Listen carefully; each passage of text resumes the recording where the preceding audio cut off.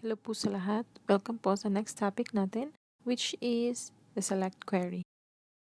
SQL or standard query language has its own keywords and syntax, just like any other languages. And the line of code in SQL is called a statement or query. Ang statement sa SQL ay parang sentence lang din sa English or Tagalog or any spoken language. It's just like asking questions sa database mo. Mag-sample tayo. Let's say gusto natin tanungin ang database natin. Sino-sino ang mga clients?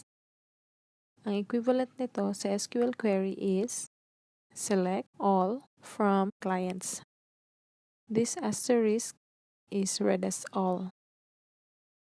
Yung keyword na select at from are just few of the special keywords of SQL.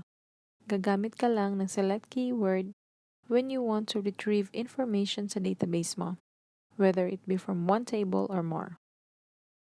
Yung asterisk or star character, which means or reads as all, gagamitin mo lang to kung gusto mong ma-retrieve lahat ng data sa isang table. And semicolon marks the end of your query.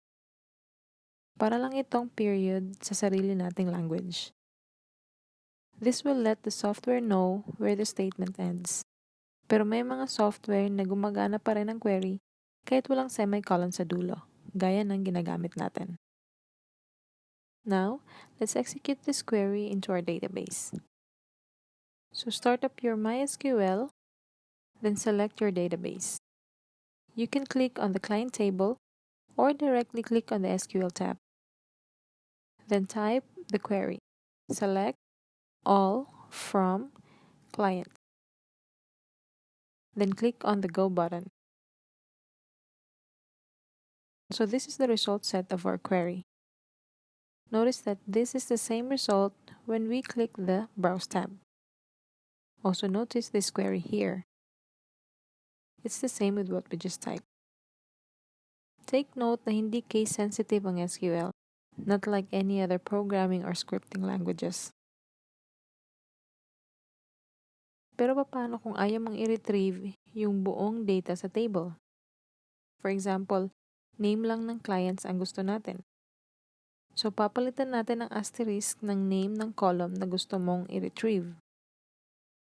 Our new query will look like this. Select full name from clients.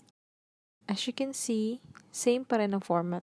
Select keyword, then the column name, then the from keyword, and then the table name. Now, click on the Go button and observe the result.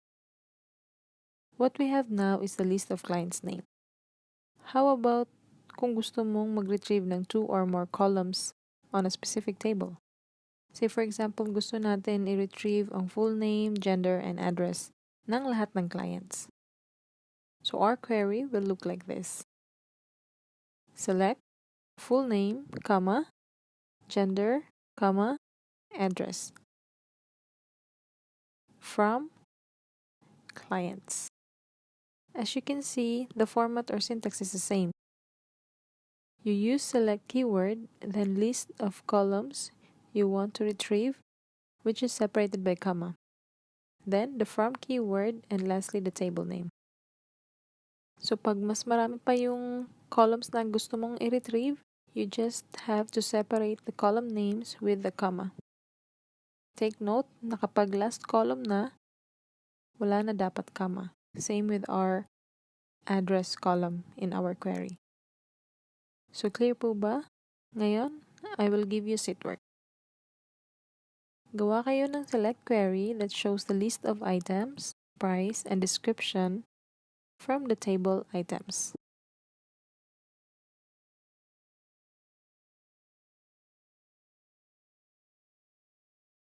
Tapos na po ba? Now, I will show you how to create this query.